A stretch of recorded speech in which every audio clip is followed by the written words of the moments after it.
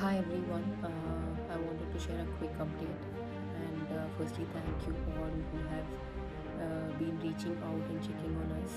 And when I was transiting from Bangalore, where I train and live full time now, to Birmingham in the UK to compete the All England Championships. And once our flight landed in Dubai, events beyond our control began to unfold, and shortly after, the Dubai ವಿಮಾನ ನಿಲ್ದಾಣದಲ್ಲಿ ಕ್ಷಿಪಣಿ ದಾಳಿಯ ಭೀಕರತೆ, ಸ್ಫೋಟದ ನಡುವೆ ಕೂದಲೆಳೆ ಅಂತರದಲ್ಲಿ ಪಾರಾದ PV Sindhu.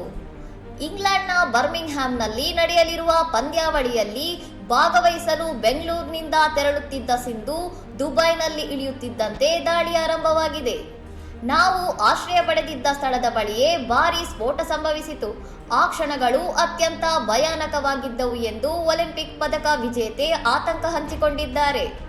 ವಿಮಾನ ನಿಲ್ದಾಣವನ್ನೇ ಗುರಿಯಾಗಿಸಿ ಕ್ಷಿಪಣಿ ದಾಳಿ ನಡೆದ ಬೆನ್ನಲ್ಲೇ ವಾಯು ಪ್ರದೇಶವನ್ನು ಮುಚ್ಚಲಾಗಿದ್ದು, ಆಗಸದಲ್ಲೇ ಕ್ಷಿಪಣಿಗಳನ್ನು ಹೊಡೆದುರುಳಿಸುವ ದೃಶ್ಯ ಕಂಡು ಸಿಂಧು ಬೆಚ್ಚಿ ಬಿದ್ದಿದ್ದಾರೆ.